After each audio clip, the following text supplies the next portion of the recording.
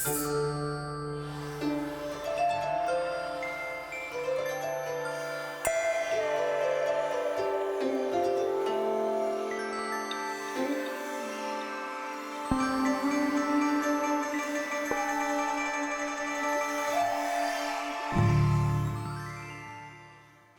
afternoon, everyone, and welcome to today's lecture, which is the 26th annual John and Barrett Ford Lecture. As many of you know, I'm Julia Markjari Alexander, the Andrea B. and John H. Laporte Director of this great museum. Being in this room today with all of you feels really joyous. It's joyous for many reasons. First and foremost, I'm seeing not only many familiar faces, but also many new ones. And all of that reminds us that what we do here to enact our mission, which is to bring art and people together for learning, discovery, and enjoyment, still, with so many, resonates. And perhaps today resonates more strongly than ever. So thank you, the longtime supporters and the first-time visitors alike, for your tremendous belief in the capacity of this museum, the art that it holds, and especially the people who work tirelessly here at the Walters to make the Walters matter. Thank you.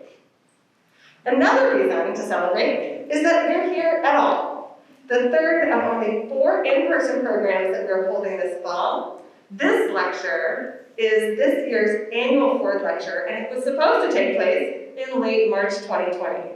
It was supposed to take place 2 weeks after we closed the museum at the onset of the pandemic.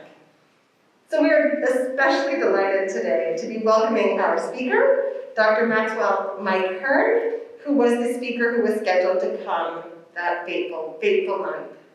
Dr. Hearn, thank you so much for your patience, and thank you for all of your patience for welcoming Dr. Hearn here today, 18 months after we were supposed to gather the first time.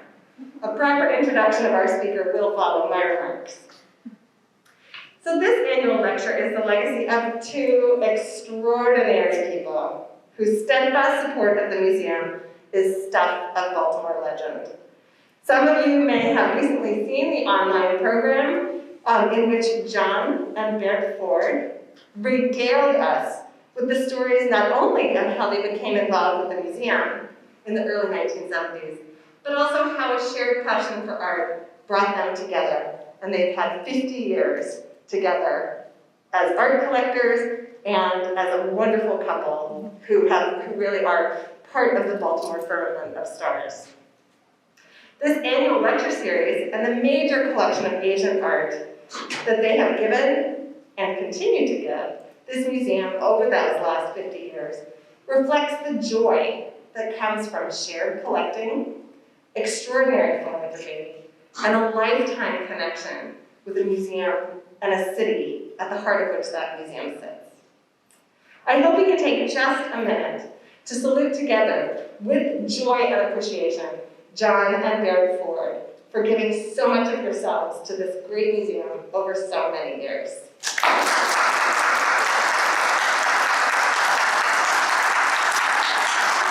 Finally, it is with long-anticipated joy that today I am able to introduce to you Dr. Annie Proser. Annie has been with us at the museum since May of 2020, but this, today, is the first time that I'm able to introduce her to all of you with great fanfare and in a public forum. Dr. Proser, as I said, joined us as the Mr. and Mrs. Thomas Quincy Scott Curator of Asian Art in May 2020, when she moved to Baltimore. So it's also been 18 months that I've been waiting for this day to introduce her to you. A specialist in Chinese art and archaeology, she holds a PhD from Columbia University, and for 17 years prior to coming to us, she held the post of the John H. Foster Senior Curator at Asia Society Museum. Over the course of her career, both at Asia Society and before that at the Philadelphia Museum of Art, she has organized over 45 exhibitions, the last of which at Asia Society was a truly stunning show that I had the honor of seeing. It was called The Art of Impermanence, Japanese works from the John C. Weber collection, and Mr. and Mrs. John D. Rockefeller III collection. In her role at the Walters, she oversees the totality of our collection of arts from Asia, from the Eastern Mediterranean, all the way to the East Coast of Japan.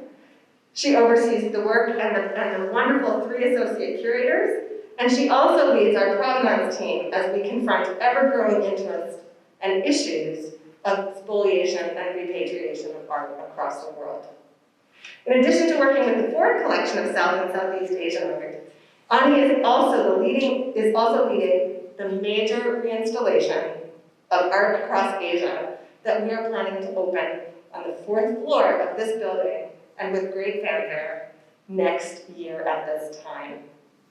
Ani is going to introduce today's speaker, and I hope you will join me in welcoming officially, for the first time, Dr. Ani Grosser to the Walters and to this stage.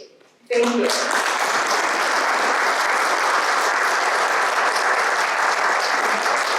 Thank you, Julia, and to all of you for such a warm welcome. It is so exciting to be here, just to be in this auditorium with so many of you here and being live together. It's also wonderful for me on this kind of first public day for me, in-person public day, to be here in Baltimore with my longtime former New York Asian art colleague, Maxwell K. Hearn, who is the Douglas Dillon Chairman of the Department of Asian Art at the Metropolitan Museum of Art. He will need no introduction to many of you, but for those of you who are less familiar with Dr. Hearn, his career at the Metropolitan began in 1971, where he helped to oversee the expansion of the Met's collection of Chinese art, as well as major additions to its exhibition spaces, including the Astor Chinese Garden Court, the Douglas Dillon Galleries, and the expanded galleries for Chinese painting and calligraphy. He has worked on more than 50 exhibitions and has authored or contributed to numerous catalogs, many of which have become essential resources for the study of Chinese art, including How to Read Chinese Paintings, published in 2008, and Ink Art, Past and Present in Contemporary China. Mike received his undergraduate degree in art history from Yale University and his PhD from Princeton. He taught at Yale, Princeton, Columbia, and the Institute of Fine Arts at New York University. In 2014, Dr. Hearn was elected a Fellow of the American Academy of Arts and Science. Please join me in welcoming Mike Hearn.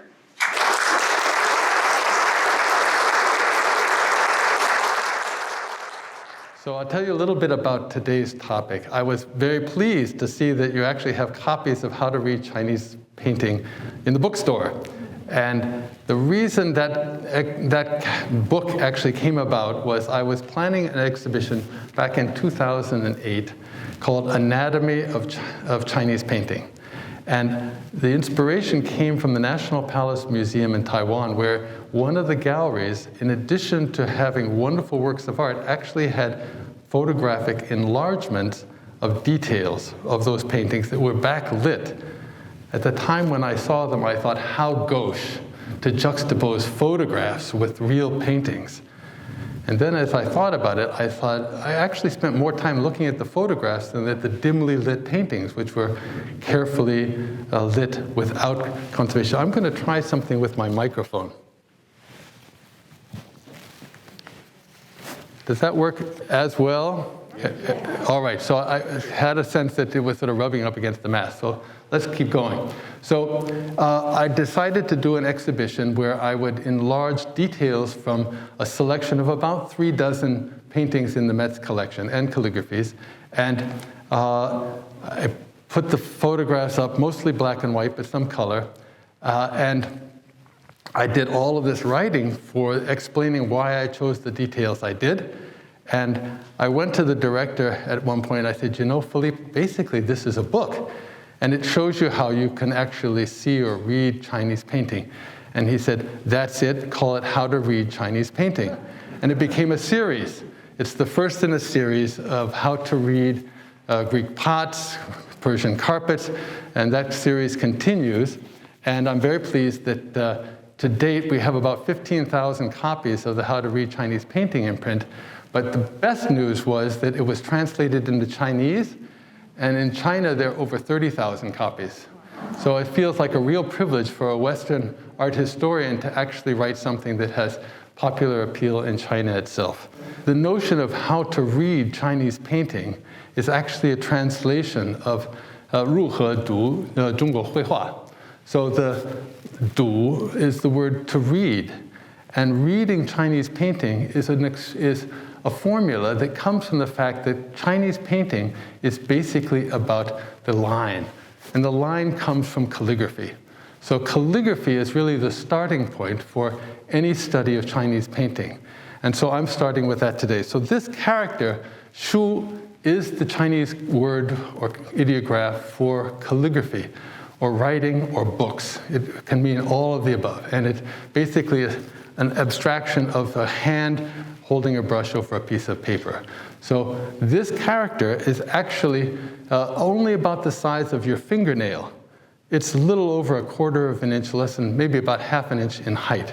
So it's an extremely small character written around the year 740, thought to be by a princess who was a master calligrapher of regular or standard script.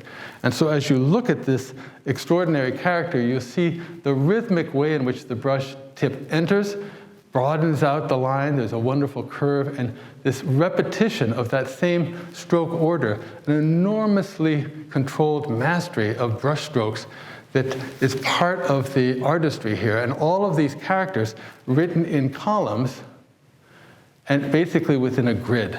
So the idea of whether it's a very simple character or a complicated one, all of those strokes have to be condensed within the same standard script size, the same module, if you will. So this is where every person who was literate in China began their study of the arts with the art of communication, the art of brush writing. And so, but of course, not only were people writing in what we call standard script, that you also have the possibility of having this dynamic cursive writing. And that became one of the favorite ways in which the literati could express themselves through the art of writing that was injected a kind of emotional intensity as well to the writing style. So this is a work by Huang Tingjian.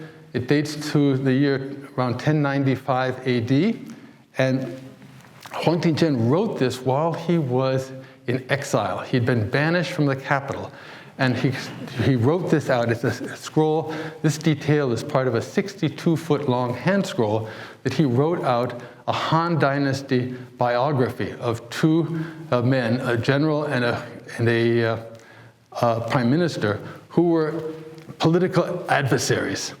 And of course, he was reliving that same experience as someone who'd been banished for his own political choice. And therefore, this was his way of, in a way, protesting and using art as a way of expressing his discontent. And so he's using a text that's actually was over 1,000 years old when he transcribed it, but the content was still relevant. And this is a theme I think that you'll see over and over again in Chinese art. So this is the very final section of that scroll. And it starts with this wonderful character. All right, there we go. For tiger with a long tail. So you notice he's kept the columns, he's respected the columns in most cases, but for emphasis sometimes the characters can be longer or shorter or even cross over those individual columnar spaces, so that the drama of the writing is allowed to take over the format to a certain degree. So here's what he says. He says, Hu Gong Dou, Qi Sheng Bu Zhi, Qi Shi Bu Zhu Sheng Wu Suo Yi Wei Ci Zhi, 先国家之急，后四求也. So he says when tigers come into battle, because their strength is so great and comparable, that there's no way that one of them can prevail. Therefore, I have put the good of the country ahead of personal animosity or struggle. So he's really condemning the idea that he's been banished, even though he's a loyal subject of the empire, because of political infighting. And this last character is an emphatic sentence ender. It doesn't carry that much meaning, but look at what he's done. He's invested it with so much energy, and you can tell that he's re-inked his brush, and the ink is almost running out here. So the power of his emotions really comes across in the way in which it's written. So that's where we start to see the writing becomes a personal vehicle for self-expression. And that's such an important part of Chinese art. So one of the details that this was recently on view in an exhibition curated by my colleague Joe Scheier-Dolberg, and he also had photographic enlargements, and he photographed this character, which is the character B for jade disc. And he showed how in the 62 feet of the scroll, this artist wrote the same character. It was always legible, but each time it was a different performance, so that it actually looked somewhat different every time. And I find that one of the descriptions for really fine calligraphy is that it's almost three-dimensional. So you have this sense of the volumetric quality of the line. It creates a sense of space around itself. And so I likened it to,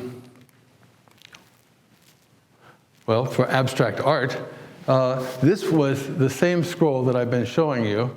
I had about 30 feet of it unrolled, and I juxtaposed it with this. And I had a wonderful experience. I had a Chinese reporter come and ask me about this inscription, and he said, how can Westerners appreciate calligraphy? They can't read it. So I said to him, well, tell me about this. And he says, I don't know what to say. I said, well, it's not a character, but it's clear that it's calligraphic. It's using the same artistry that a calligrapher uses, but Westerners know how to read that, because we understand about figure-ground relationships, we understand about the dynamism of movement, of the gestural art. You think about Jackson Pollock or Rothko. So this becomes accessible to a Westerner. I said, if Westerners can appreciate this, they can appreciate that as well. And so I wanted to legitimize the fact that you don't have to read the calligraphy in order to be able to read the artistry, that you can read Chinese paintings on several levels. You can do the same with calligraphy. And in fact, Chinese garden rocks are often have that same kind of dynamic three-dimensional quality where the negative space is as important as the physical space. So it was very appropriate, I think, for us to be able to juxtapose this kind of three-dimensional embodiment of the same forces of nature that the writer tries to tap into and evoke in calligraphy. So this is, I think, helps us to understand why, from a very early period, this painting dates to the 8th century. It's a famous steed in the emperor's stables, Gans Night shining white. So it's a portrait, but the artist has used only monochrome ink to describe his subject. And the thing is very minor. It's about this size, maybe a foot long, and it's covered with later inscriptions. This one thought to be by a 10th century emperor, the Qianlong emperor in the 18th century. Zhang Yenyuan is a Tang Dynasty critic, Mi Fu. All these are owner's seals that have been added to every available space around the painting. It has 1,000 years of colophons that document this work's transmission across time. So it's probably the most famous and most important painting of a horse in Chinese art. My colleague, my predecessor, Wen Fong, when he introduced this to the trustees, he said, how am I going to express to people who are mostly familiar with Western art the importance of this? They barely know what the Tang Dynasty is, let alone Hangan or why this is important. It looks like a little sketch. So he brought it to the trustees' attention, and he said, this painting is like the Parthenon frieze in Greek art. It's the moment when abstraction and naturalism come together, and there's a new level of understanding of how to communicate the energy of realism at the same time that there's a kind of still elements of archaism in the way in which the profile images of the horses are presented. So the trustees got that. That was a brilliant stroke. So how to communicate and convey the connection between Chinese art and Western art, I think, is one important vehicle. And of course, when you look at this horse, where is it coming from? It's coming out of a whole tradition of representing horses as spirited vehicles, blood-sweating animals that Emperor Han Wudi in the 2nd century BC was trying to bring from Fergana in Central Asia. So this is a Han Dynasty rubbing of a horse. And what you see is that the horse is presented as a profile image. And yet look carefully at his legs. These two hooves are on the ground, these two are in the air. That's impossible. The horse would keel over. So the artist wasn't really capturing accurately the movement of the horse. What the artist was trying to do was capture the spirit of the horse with that open mouth, the ears pointed forward. And so everything was somewhat stylized and abstracted. And so this is a wonderful archaic image of a horse. So it took Edward Muybridge's photography for people like Degas to actually represent horses accurately, to understand how the work of the hooves and the ground, gravity, function together. You look carefully, this is not so different from what Han Gan was doing. And Han Gan was famous in Chinese lore for not going to look at horses from the past when he painted, but going to the emperor's stables and painting from life. So this is clearly an example of how, 1,000 years before Degas, the Chinese artist was already getting the right idea. So when you look at this animal's head in particular, it really gives you the sense of the energy of the horse, that open mouth, the rolling eye, the mane that's standing on edge. And if you look really carefully, you'll see that there's a kind of spiral configuration of hairs around his nostril.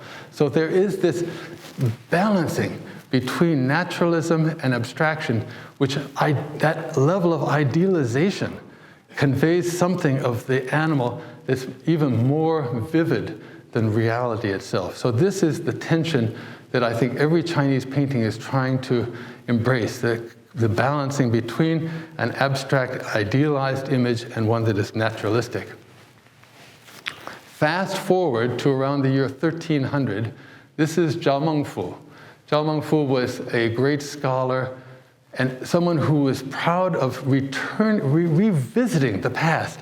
He was trying to revive antique models in his art as a way of demonstrating his scholarship. And so this painting, I think he actually had Han Gan's horse in mind.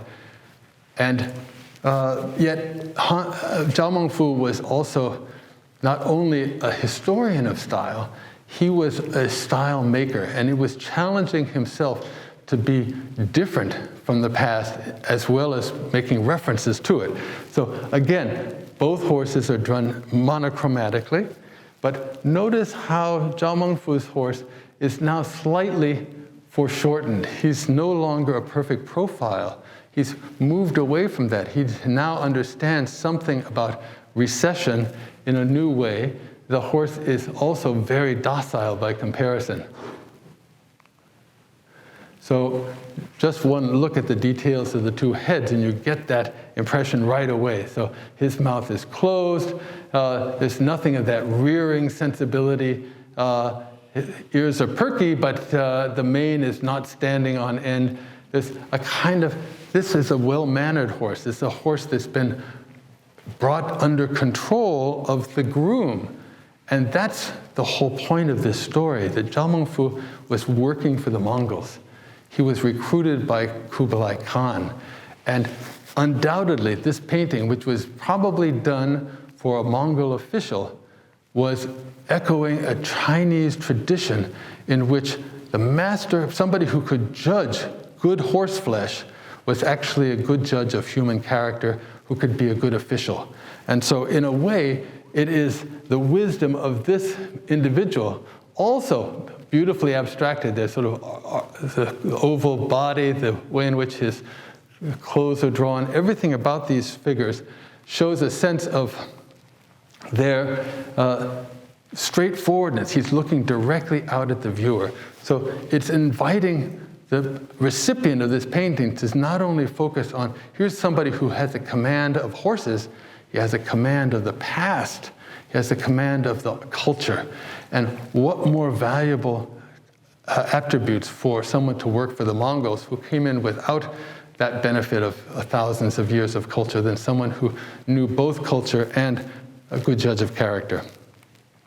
So painting in China has always been something that has a political dimension. I think most art in China, you can find some essence of a political message, and that is very true of this landscape, which comes in between the two horse paintings that we were looking at. This is thought to be by an artist named Chu Ding. It's datable to about the year 1025 AD, and it's about 18 inches tall, maybe a little more than a meter long. So you could unroll the whole scroll as I've shown it here. And this was undoubtedly the product of a court artist working at the Song Imperial Academy. So what's extraordinary about this painting is that it is both highly naturalistic, but it is also symbolic. This is an idealized vision of the natural world that becomes a mirror or a metaphor for the ideal governance of that world by the emperor, who is the artist's employer.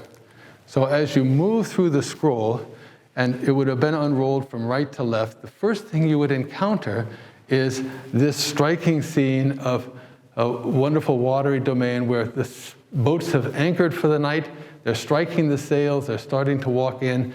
You can see V's of geese who are circling, they're about ready to roost. There's a wonderful foliage and mist rising. So it's a summer evening. So we're setting the stage. We're already, the artist is giving us all the indications of the time of day and time of season. And through this landscape, the ideal landscape in Song times was one that you could not only travel through, but you could actually find a place to dwell in. So here are the travelers. You can leave, they've left the boats behind, and you see this figure on a donkey with his assistant. He's probably a scholar who's riding into the painting. He's moving from right to left within the landscape. And up above him, sort of nestled at the foot of this towering monolith, is a wonderful image of a temple with auspicious clouds rising above it. We continue our trip, we see figures in a boat. They're probably fishermen, more travelers again. Where are they going? They're heading towards this temple complex that is in the middle ground, so it's more accessible, and we can see in details. You can find figures, often pairs of figures, talking to one another. It's a perfect reflection of the current exhibition that's on view at the Met, which is called Companions in Solitude. Reclusion and communion in Chinese painting. So the notion that you can be a recluse, but in fact it's more fun if you can have fellow recluses, people who have like-minded recluses to commune with in nature. So this is a little bit like going to the Catskills in one of those beautiful resorts that people would do in the summertime. You go to a Buddhist temple, you can eat vegetarian fare, you can cleanse yourself, you can be attuned to nature. But of course, for the harried city folks in Baltimore and New York, you don't have time to actually go to the Poconos or to the Smoky Mountains. So what do? You unroll this scroll, and it transports you to this idyllic world. And so you move through it, you can actually live inside the painting itself. And at the very end of the painting, there is an opportunity to continue your journey. There are actually figures that are coming down here from this mountain pass towards this wonderful temple complex. And here at the very edge of the painting, we see a figure moving back this direction. So we've been following this path been following the dynamism of the scroll from right to left, and suddenly we're being invited at the end to return. So the scroll becomes this solid state environment where we're invited to stay. And in fact, we're moving back into the space, and there's a wonderful little temple here where other porters have put down their loads and they're bowing to a small temple deity, giving thanks for having safely traveled to this destination. So, but as you sort of look back from the travelers that we've seen here, up past this temple, this enormously high monolith that towers over everything, goes right to the very top of the composition. What's that all about? That's the symbol of the emperor, of course. The emperor who's likened to the high mountain with all of his court and his subjects arrayed below him in a natural hierarchy. So this landscape is not just about summer evening and a peaceful kingdom. It's a metaphor for good governance for the ruler himself. So there's the political message that is embedded within this painting. Fast forward to about 1080. So we're talking about 75, less than 70 years later, 60 years later, so maybe 2 generations. Another court painter, Guo Xi, but in addition to painting for the court, these artists were also able to use their artistry to influence their friends, to do something on a personal level. So art was always about a directed audience. Who am I painting for? And in this case, we think that this painting was done for a fellow official who is leaving the capital to retire. And so let's unroll the scroll a bit at a time. We start, remind you where we're starting. We're here, we're rolling this direction. And so the first thing you encounter are a pair of fishermen. Fishermen in China, as you'll see if you come up to the exhibition, because there's a whole chapter on reclusion and fishermen, fishermen live close to the natural world. Julia's husband is fishing today.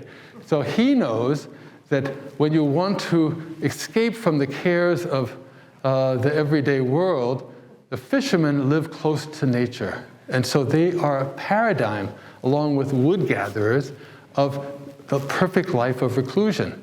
Never mind that it's cold out there on the boat sometimes and they're actually freezing to death. The idea was that, yes, as a fisherman, this is really an idyllic life. And so there's this pair of fishermen. So just like the recluses, they are harmonizing their minds together. They're not alone in this space. And you have a pair of trees. Look at that, a pair of birds, and even a pair of travelers going back to these distant mountains. So the second half of the scroll, things get a little more interesting. You have this diagonal that's leading to a cluster of figures here and a pavilion. So that pavilion, you can see there's somebody who's actually carrying baskets, maybe food, setting tables and chairs up in the pavilion. You have to know a little bit about Song history at this point. So outside of every Song city, there was a pavilion. It was called the Wuli Ting. The Wuli Ting, 5 li, about 2 miles outside of town, was a space where you would escort your friend on the first lap of their journey to a different world. And because officials were often posted to different places after 4 years, this was a common occurrence. People would escort their friends on their next assignment and have a last meal together to bid them farewell. So I think that's what's happening. But look at these figures. Now, Guo Xi around this time would have been over 80 years old. He lived to be nearly 90. And we think this is painting done towards the end of his life. And behind him is another gentleman, clearly a little bent over with age. This man is holding a staff. This man's being helped by an attendant. And he's looking back solicitously at his friend.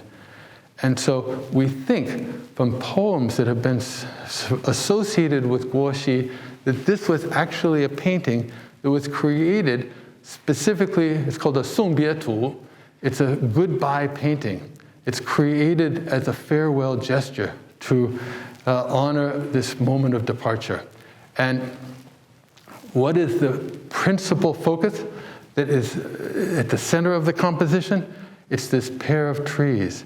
But notice that the trees are connected at the root. This is about a lifelong friendship and the bonds of friendship that go beyond departure. So even though we see travelers going towards the distant mountains, the notion of life and retirement is already adumbrated by these two fishermen here. These men are about to say goodbye for perhaps the last time, given that their age is significant, that nonetheless there is this sense that our friendship will endure. So this is an extraordinarily emotional moment. And it's, if you think about it, these are leafless trees. This is autumn. The mists are rising, and these distant mountains in China always, one thinks about Tao Yuanming, who's tending his chrysanthemums at the eastern fence. He looks up and sees the southern mountains where people are buried. So you go there to die, or that's where your bones are interred. So in fact, this is a story about life and death. It's already the autumn of these men's lives, and yet this painting endures as an extraordinary monument to that friendship. So it's pretty powerful stuff. Now, our friend Zhao Mingfu, who painted the Horse and Groom, Zhao Mingfu is always mining the past for new ways to express his situation. And remember, he's lived through the fall of the Song dynasty, so he's had to say goodbye to a lot. In fact, Zhao Mingfu was part of the Song royal family, so he was actually regarded by some people as a traitor for serving under the Mongols. But under his service to the Mongols, he was able to ameliorate the conditions for people living under the Mongol rule. And so, in fact, he served as a way of helping his countrymen. So this painting, done around the year 1300, 1310, was when he was back in the capital serving again. He was asked to do this painting for a friend who calls himself Wilderness Clouds. So obviously someone who had that notion of reclusion, of living in a world, not before we have computer clouds, but so Zhao Mingfu basically inverted the composition, right? So here's the significance of two trees, two figures, the fisherman here at the beginning. Look what happened in his painting. He's moved the pine trees to the front of the composition, and they're no longer naked trees. Pines remain green in the winter. They're about survival. And there's only one fisherman now, and they're the distant mountains. So Zhao Mingfu was revolutionary because he started using the verb to write as a description for painting. I write out paintings. And in addition, he actually adds his own inscription right on the painting surface. And he noticed here, Zi'ang Xi Zuo Shuang Song Ping Yuan. So Zi'ang is his name, and he playfully makes this pair of pine trees and a level distance. So Ping Yuan is a genre of paintings that looks far into the distance, and Shuang Song, pair of pines. So look at how he's painted the elements in his simple hand scroll. This is that same brushstroke that Huang Tingzhen used to create that wonderful yeah at the end of his long transcription. The ink is running out. You can see the paper bleeding through, coming through. It's like cursive calligraphy. And in fact, Zhao Mingfu himself talks about doing cursive script for rocks. And if you look at these brushstrokes, this is like some of the elements in standard script. And you have these very uniformly thick lines outlining the pine. It's like seal script. So all of the different styles, script types of calligraphy have been transformed into painting. And most daring of all is here we are at the end of the scroll. Distant mountains. It's actually quite persuasive as a sense of recession, even though he hasn't articulated any of the waves on the surface of the water at all. There is this sense of scale diminishing, to a vanishing point. And what does he do? He writes right on top of the painting, as if to say, forget about painting as being representational. That's using the eyes of a child to appreciate painting. Painting is about self-expression. And this is a very long inscription. I won't translate the whole thing, but he starts out by saying that when he was young, after he finished practicing calligraphy, there's the character Shu. He says, after that, I had a little time when I could playfully do things, with a little brushwork, but it was only landscape that I didn't have the ability to do well. And then he goes on to explain that's probably because from Tang times down, there are all these different artists that he mentions. There are only one or two that's possible to see. So already by 1300, these works from the 8th and 9th century were very rare. Tell me about it. We tried to collect them, no way. So, but he goes on and talks about how in later times these artists he studied, but he ends by saying that so he says, I wouldn't really dare to compare myself to the works of the ancients. To make that comparison would be folly, he says. But when I look at what other artists are doing today, I have to say mine is a little bit different. Read, hello, I'm doing something special here. So in fact, this is a radical transformation. He's not only taken Guo Xi's painting and eliminated all of the ink wash, all of the atmosphere, he's reduced it down to brushwork. But he's also saying it's no longer about representation. It's about the self-expression of the artist. So that comes across very vividly. Appended to these hand scrolls is often a section of paper before you get to the wooden dowel or roller that rolls with the core of a hand scroll. And that became a surface that people started to write on. So this is actually by somebody who knew him. Yang Zai is his name. And so Yang Zai actually begins with a poem that describes the painting, right? So, 片舟玉树江流上，上木隆隆，恶正祥，互闻风雨晚来多，伯浪派天难当桨. So he says the little boat is moving upstream. And at the time, the mountain trees are shaking with the force of the weather that's coming on. And he says the wind and rain in the evening are becoming more intense, and the waves are crashing as high as heaven, and it's hard for the boat to move forward. Does that look like the painting? I don't think so. Right? This is pretty serene. So what's he talking about? He's talking about Zhao Mingfu's difficulty in making forward progress as an official under the Mongols. Zhao Mingfu was in a storm around his own parentage, the fact that he was a Sung royal family member working for the enemy. So this is all about the inner state of the artist. And obviously these two trees are probably Zhao and the artist, the man to whom he was dedicating it, saying, we're going to survive this. We're pine trees. We are like the rock. We're going to be here. So it's this amazing way in which artists are making statements. They're being understood psychologically rather than just visually. So again, this is not recognizing the physical description of the landscape. It's about the state of mind of the man who made it.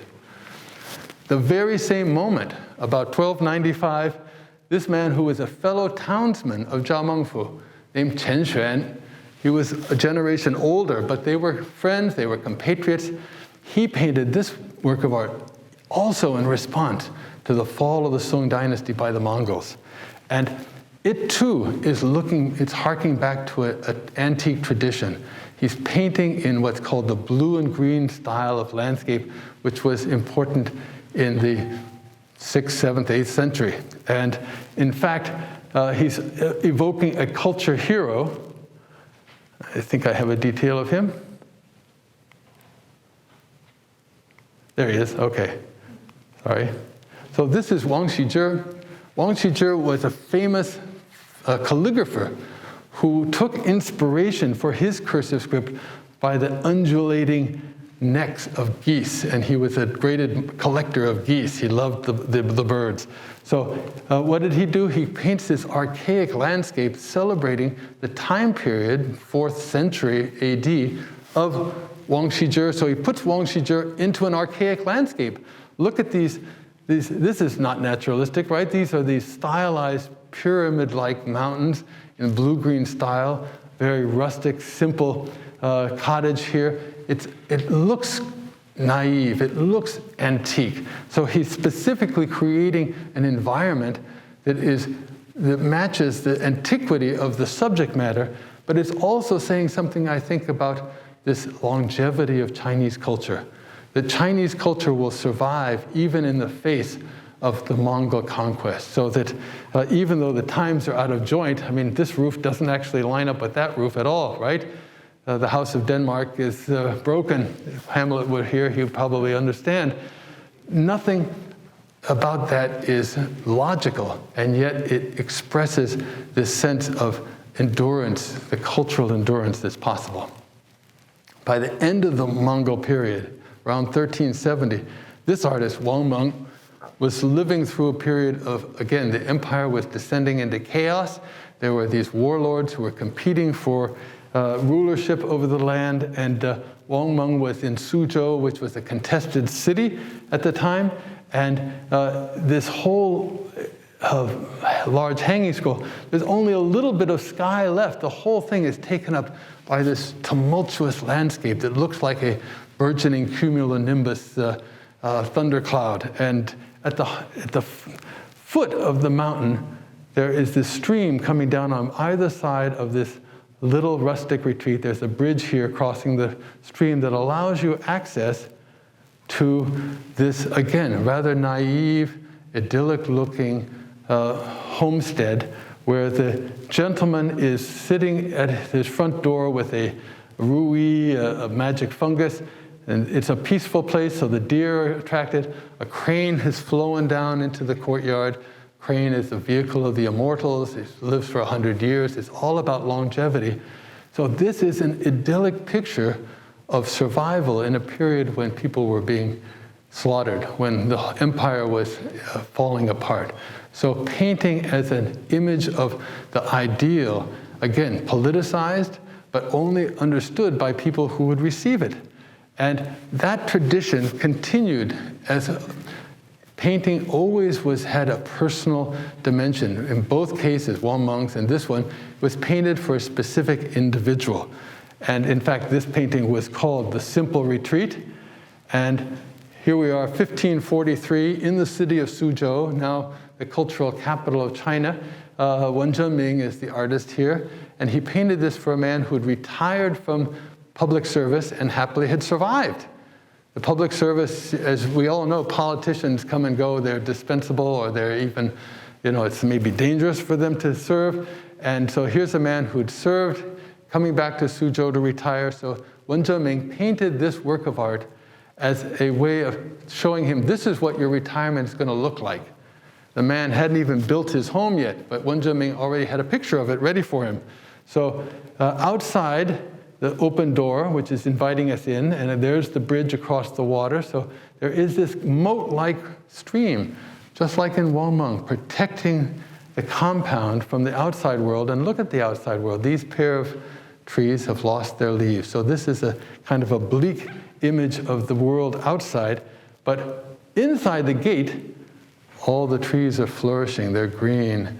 And up above that is the second floor, it's a low, second floor pavilion where Wen Zhenming and his friend can commune together, have a cup of tea.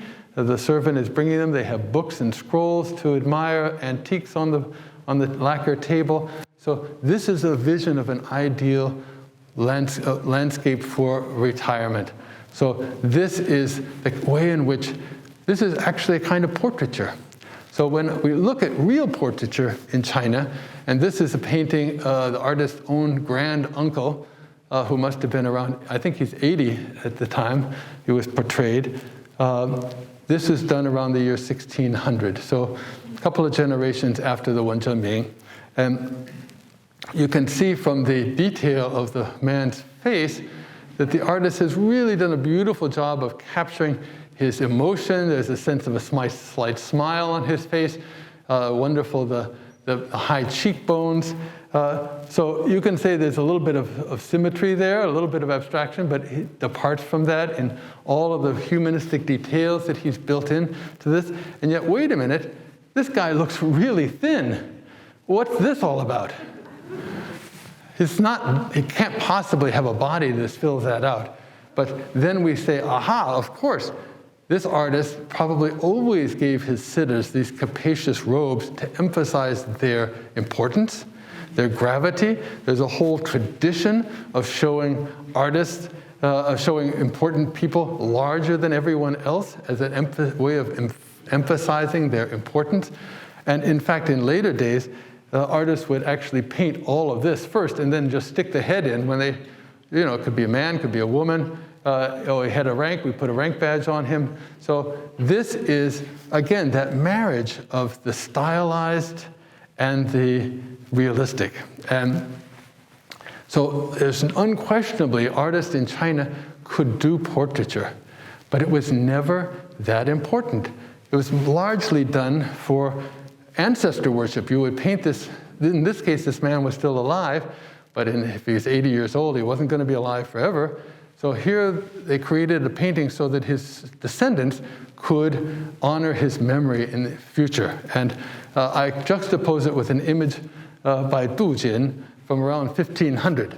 And you see some of the same wonderful characteristics that of how to describe an aged gentleman. This is a detail from a painting that's depicting a historical figure.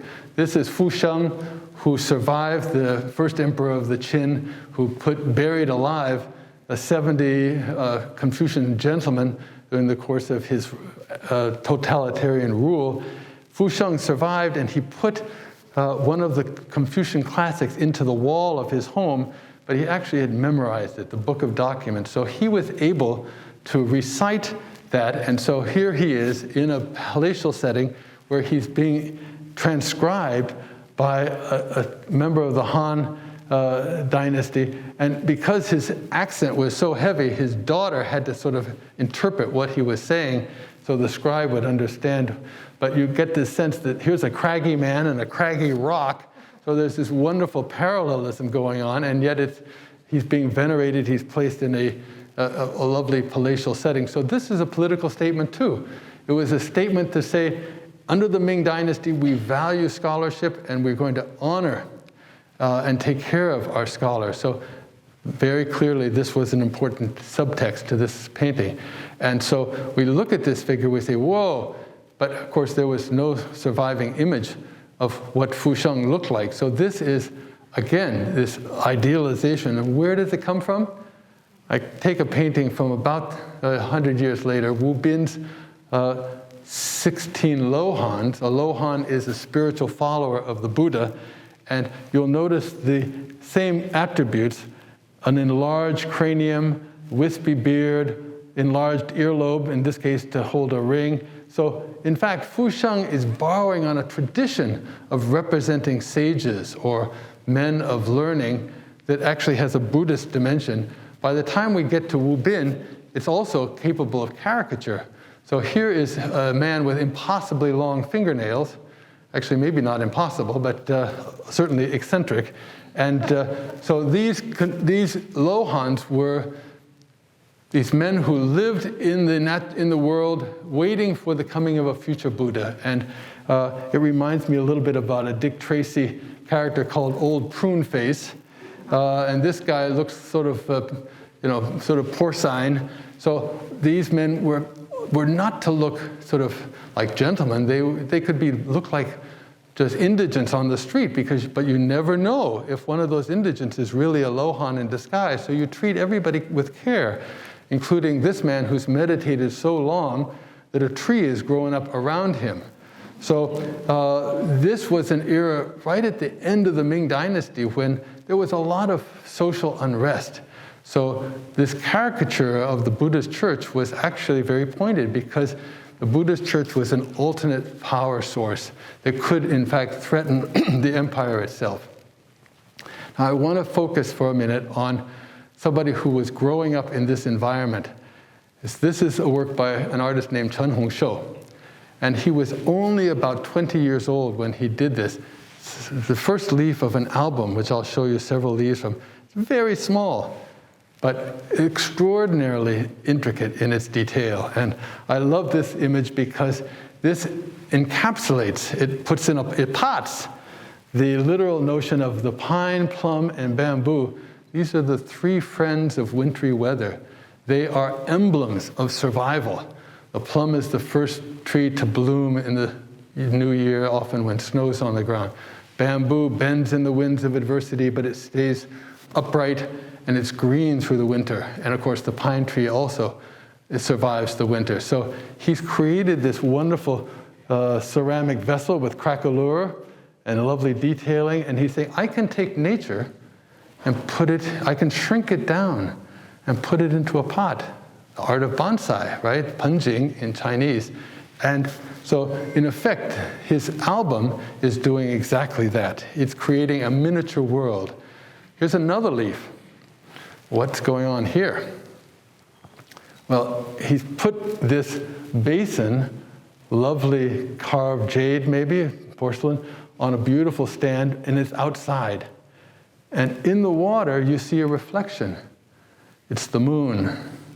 I actually went to an esoteric Buddhist ceremony outside in the mountains, Mount Hiei outside of Kyoto, where the basin was placed outside to capture the full moon, to bring the power of the moon, to bring the light of enlightenment down into the service. So I think that's what's happening here. This is a ritual moment. So the moon is the focus of this image. So again, it's also, of course, the reflected light of the sun.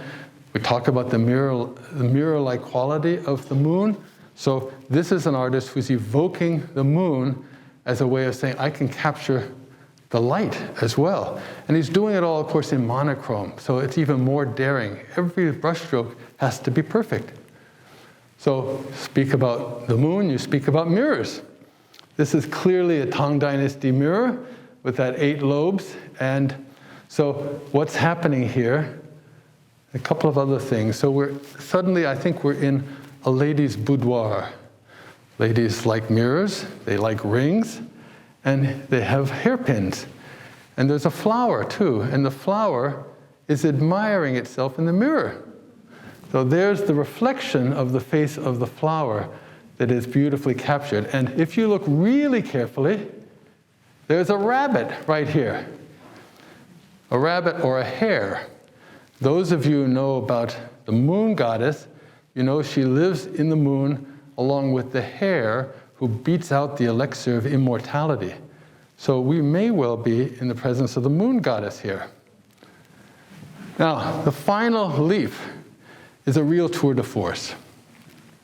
He has signed every leaf, of course, and this one, he's taken a fan and he's painted a chrysanthemum on the fan, and he's actually signed the painting right on the surface of the fan.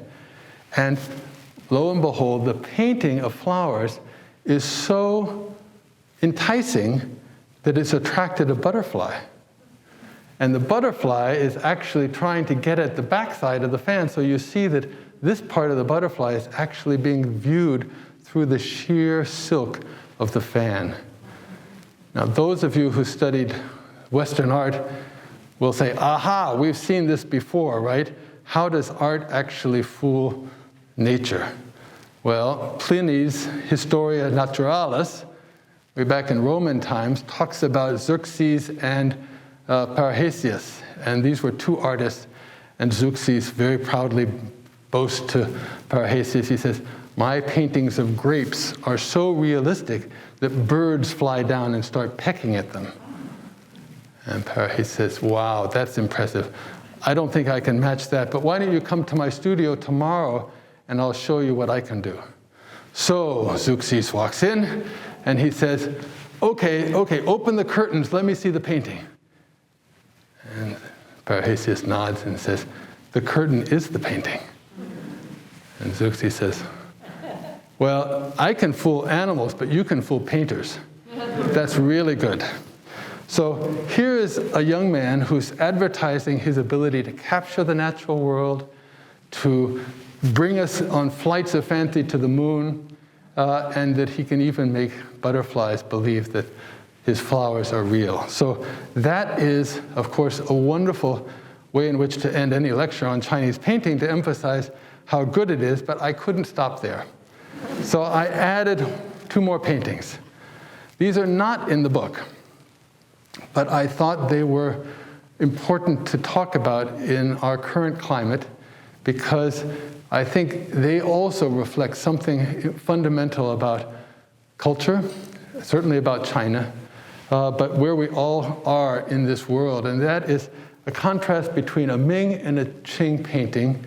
The painting on your left is by Lin Liang, done around the year 1500. And it shows 2 birds of prey, 2 hawks, emblems of military power, hunkered down in a bamboo grove.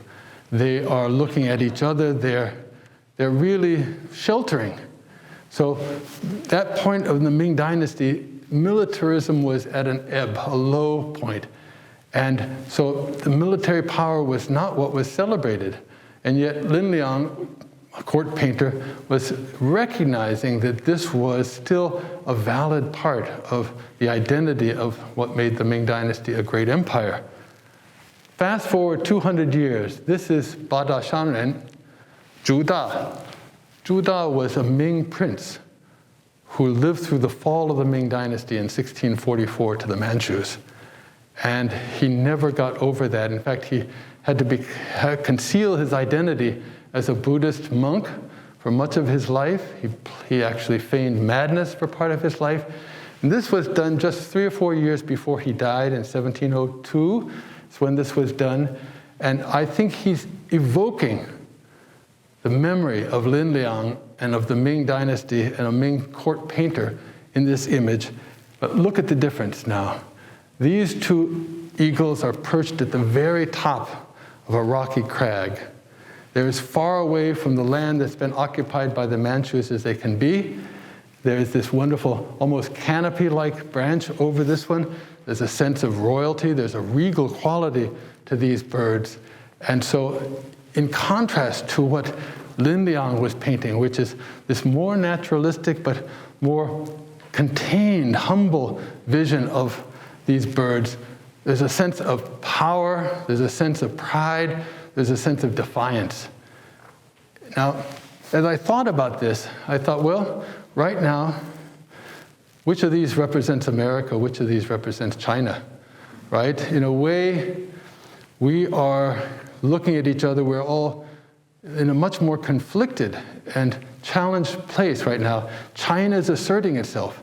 It is, if anything, an image like this, is almost defiant that we can stand against this old notion of American hegemony in the world.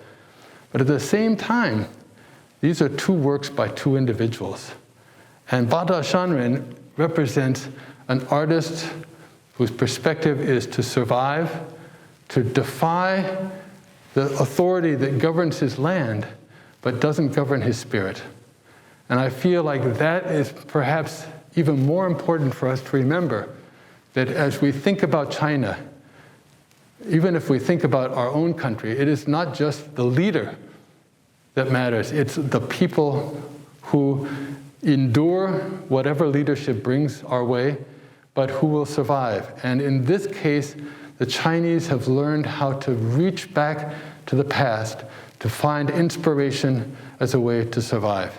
I hope we can all do as well. And that's why the Walters and why the Met and why collecting Asian art is important, is to remind ourselves that we have lessons to learn from every culture and that it's important for us to study them well. Thank you.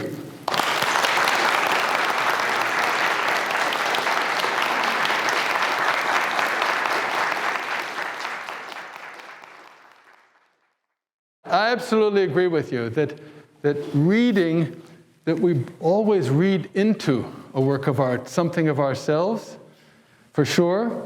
And we also try to read what it is that the artist put into that work, herself or himself. So I think there are so many levels on which we read, whether it's a poem or a novel or a work of art, that it's our own experience that we bring to the subject. I think every artist is inviting our participation, and at the same time, there's a historical context that we're trying to understand, and it's important to see these individual works of art in terms of what else was happening. So if you think about art that's being made today, if you didn't know what had been going on in the last couple of years, you wouldn't be able to understand a lot of the hidden meaning, the overt meaning, the rhetoric that was being created. So absolutely, I think we are all invited to do our homework. So reading, as Dong Cui Chang said, you have to travel 10,000 miles and read 10,000 books. So the more we can see and the more we can read will inform what it is we're able to do as artists or what we're able to do as art historians. Thank you.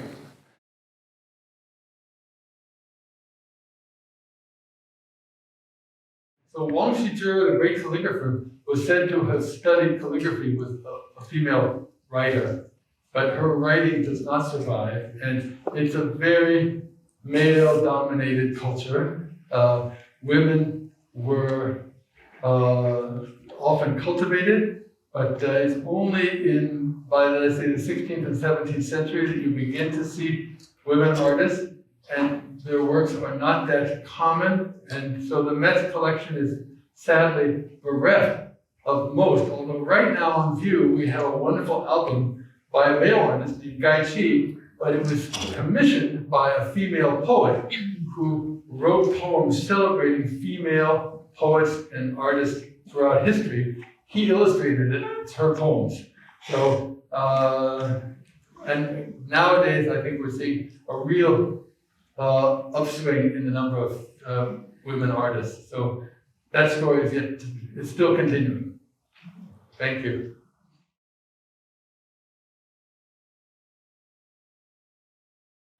Great question. So the whole use of red seals, mostly of ownership, on the surfaces of the paintings, because these paintings were regarded as not pictures of the real world, but of really calligraphic abstractions, if you will, there was less inhibition about putting your seal onto the surface of the painting itself.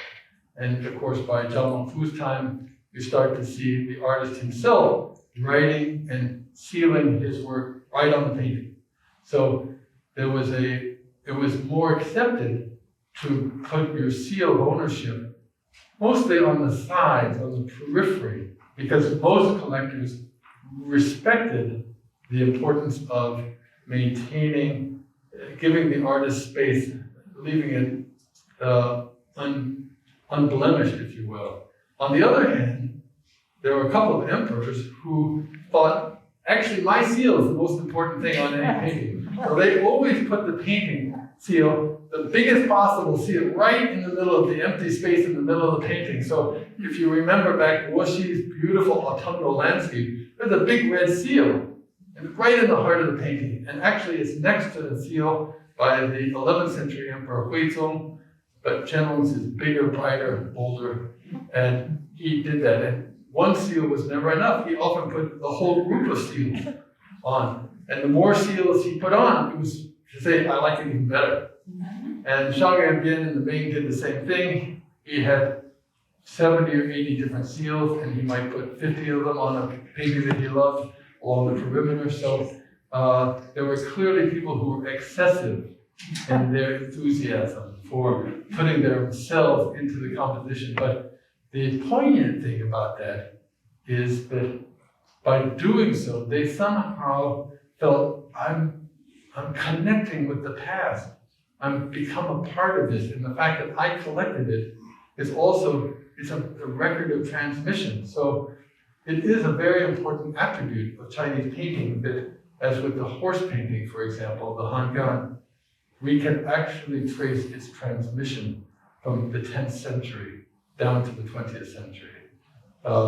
And that's an amazing, and so each artwork has the potential of bringing its pedigree with it, either in the form of those seals, or oftentimes if it's a hand scroll with long inscriptions added after the scroll. So, but some people were excessively enthusiastic, I would say.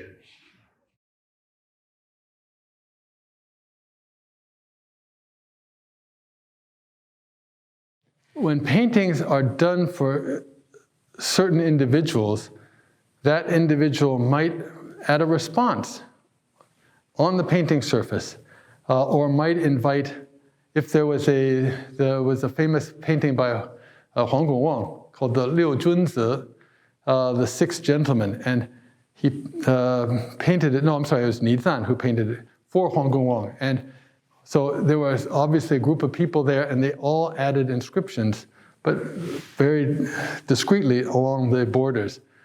It was also a famous painting by Huang Gongwang, 14th century artist, called the Fuchun Mountains, and 22 feet long. And the Qianlong Emperor added 54 inscriptions to every available empty space in the entire scroll. And then another version of the scroll, the original, entered the collection.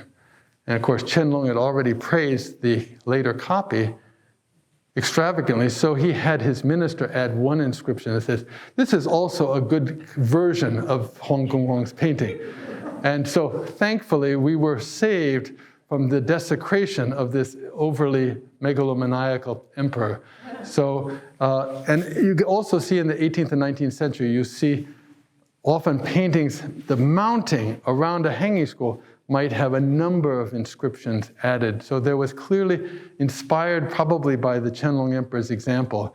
You could have a title piece and then sidebars, and so sometimes that became a vehicle for this kind of literary gatherings. So, but mostly in hand scrolls, you might have comments added afterwards, so it didn't intrude on the painting surface itself. But a number of these paintings do have Qianlong Emperor's inscriptions as well as his seals. So yes, he was the bad boy of Chinese art.